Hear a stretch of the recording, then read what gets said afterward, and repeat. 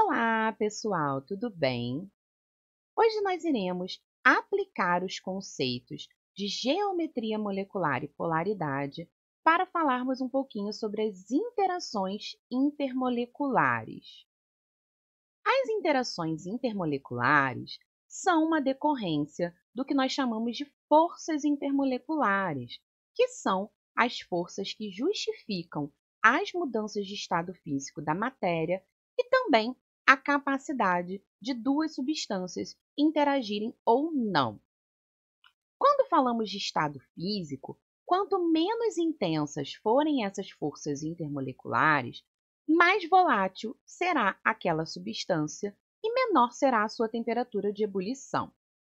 Então, se a gente pensar na água em comparação com o éter, ao deixarmos essas duas substâncias expostas, após um certo tempo, nós iremos observar que a água e o éter evaporaram, mas o éter evapora numa quantidade muito maior do que a água. E por que isso ocorre? Isso ocorre porque as forças intermoleculares existentes no éter são mais fracas do que as existentes na água. Então, é mais fácil separar as moléculas do éter e passá-las para o estado gasoso, consequentemente, ele irá evaporar, do que fazer isso com a água, que possui interações mais fortes e, consequentemente, terão as suas moléculas mais próximas umas das outras, o que irá gerar uma dificuldade maior de afastamento das moléculas para termos a mudança de estado físico.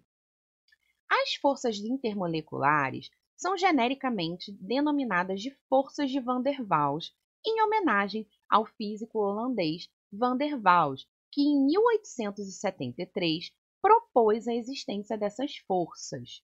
Essas atrações existem tanto em substâncias formadas por moléculas polares quanto em substâncias apolares. Porém, as interações existentes em moléculas apolares só foram explicadas em 1930 por Fritz London. Nós iremos estudar os três tipos de interações de Van der Waals existentes: as interações de Kisson, as forças de Debye e as forças de London. Além dessas três, nós temos as interações do tipo íon-dipolo e também as ligações de hidrogênio.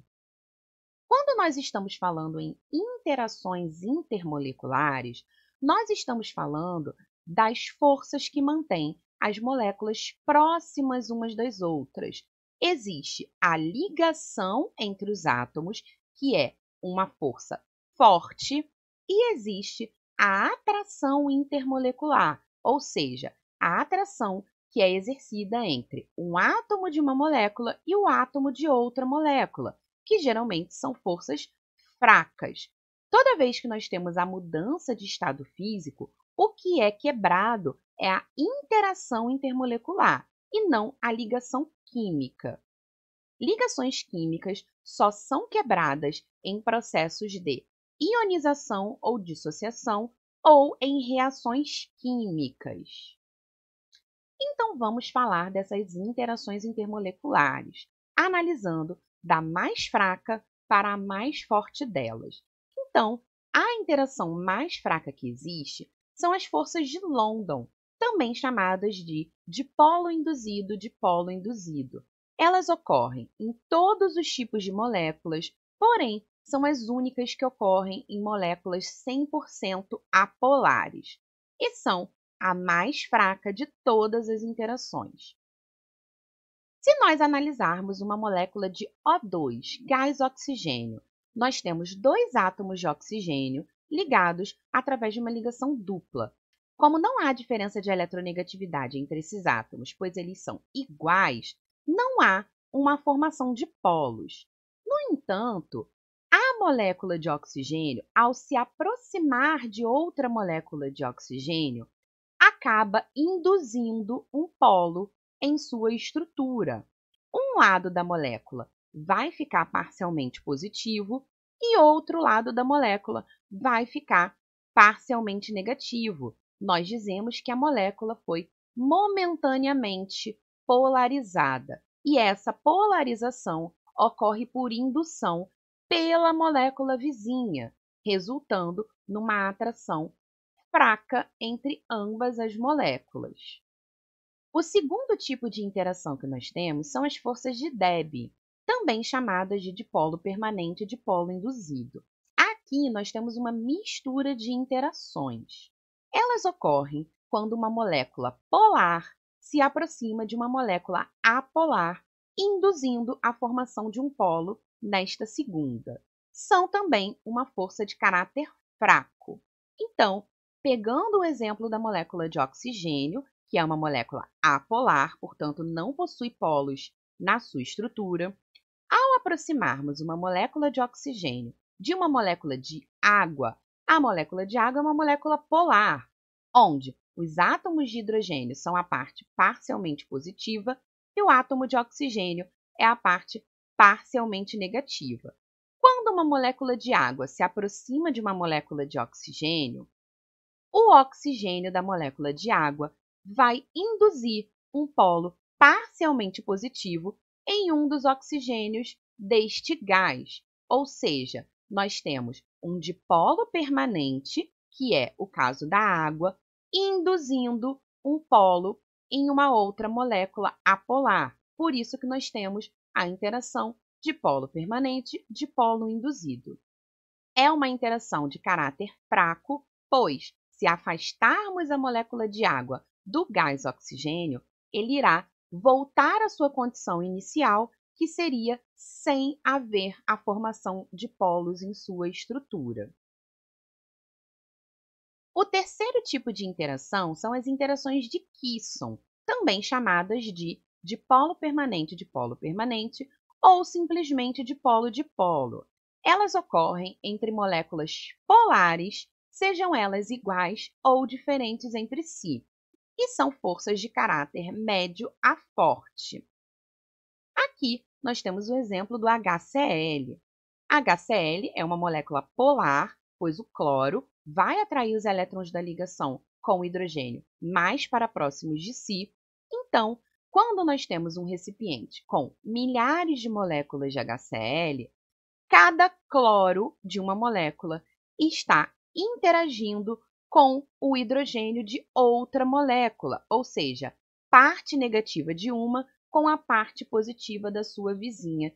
Essas interações também vão ocorrer entre moléculas diferentes, desde que sejam moléculas polares. Então, aqui, por exemplo, nós temos o enxofre do H2S, que é a parte negativa da molécula, interagindo com o hidrogênio da molécula de água, que é a parte positiva da molécula.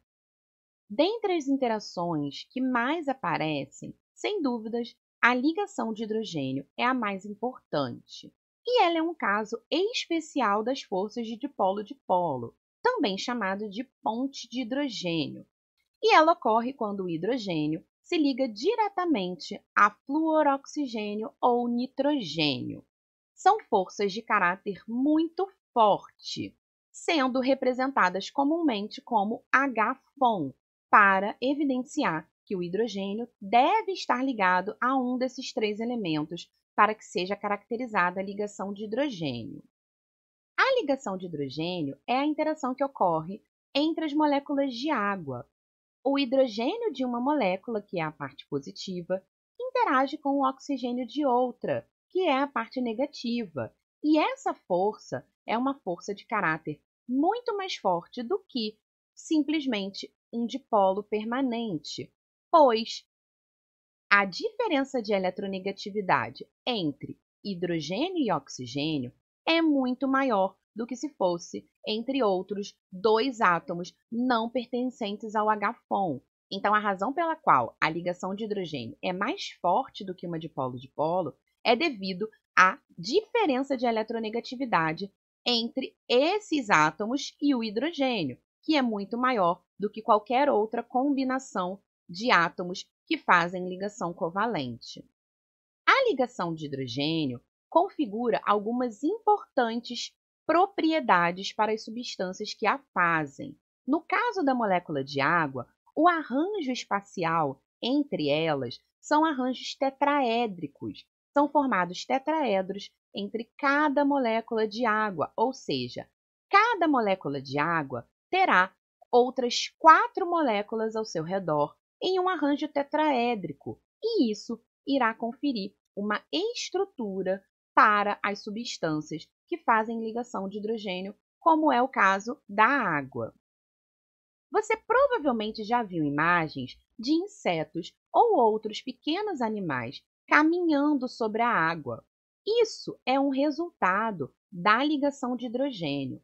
A estrutura formada pelas moléculas de água interagindo entre si na geometria tetraédrica confere o que a gente chama de tensão superficial para a água. O que é isso? Na superfície da água, você tem atrações entre as moléculas de água muito intensas, o que vai causar uma ligeira tensão. Então, é como se a superfície da água ficasse ligeiramente rígida. Então, animais menores ou insetos conseguem caminhar sobre a superfície da água porque existe uma fina película na sua superfície que é criada por essa forte interação da ligação de hidrogênio. Por último, nós temos as interações do tipo íon-dipolo. Ela é uma atração entre uma molécula iônica e uma molécula polar. Ela ocorre quando o cátion ou o ânion de uma molécula iônica interage com uma molécula covalente, e são uma força de caráter muito forte. Nas moléculas iônicas, nós já temos polos bem definidos, porque a molécula iônica é formada a partir de uma atração eletrostática entre íons de cargas opostas, ou seja, as cargas na molécula iônica são permanentes. Logo, quando um ânion, como no caso do Cl-, ou um cátion, como no caso do Na+, provenientes de uma molécula de NaCl, são colocados em água, o que irá acontecer? As moléculas de água irão solvatar, ou seja, irão circundar cada um desses íons, porém numa geometria ligeiramente diferente, pois, para circundar o cloreto, as moléculas de água irão orientar os seus hidrogênios na direção do cloro, e para circundar o íon sódio, as moléculas de água irão orientar seus átomos de oxigênio na direção do sódio, ou seja, você tem uma interação de uma carga existente com uma carga gerada pela diferença de eletronegatividade do composto. E como a gente associa as interações intermoleculares e as propriedades físicas? Geralmente, as propriedades físicas de uma substância são uma consequência tanto do seu tipo de interação, quanto da sua ligação química e a sua massa molecular. As principais influências que nós observamos são na temperatura de ebulição e na solubilidade destes compostos. Falando um pouquinho da temperatura de ebulição. Aqui nós temos uma tabela com a molécula de água e a molécula de CH4, que é o metano. A massa molar dessas moléculas é muito próxima. A água tem massa 18 e o metano massa 16. Porém, quando nós observamos as suas temperaturas de ebulição, a água tem essa temperatura em 100 graus Celsius e o metano abaixo de zero.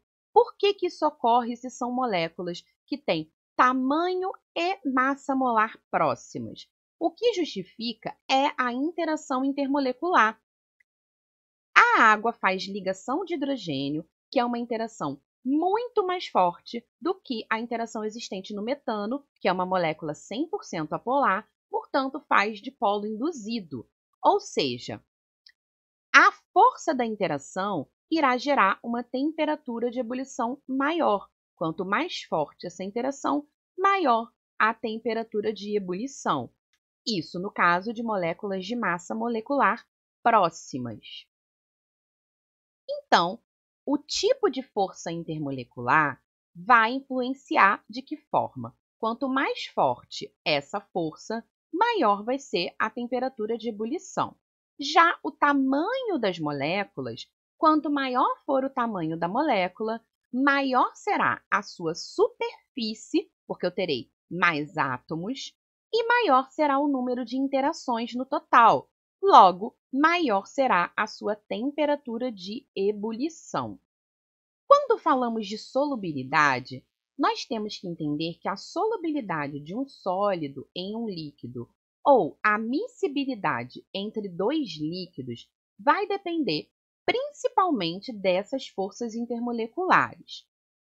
Substâncias polares irão se dissolver em líquidos polares e substâncias apolares irão se dissolver em líquidos apolares. Essa é a regra que nós chamamos de semelhante dissolve semelhante, ou seja, eu não posso interagir moléculas que tenham polaridade diferente, elas não irão se misturar.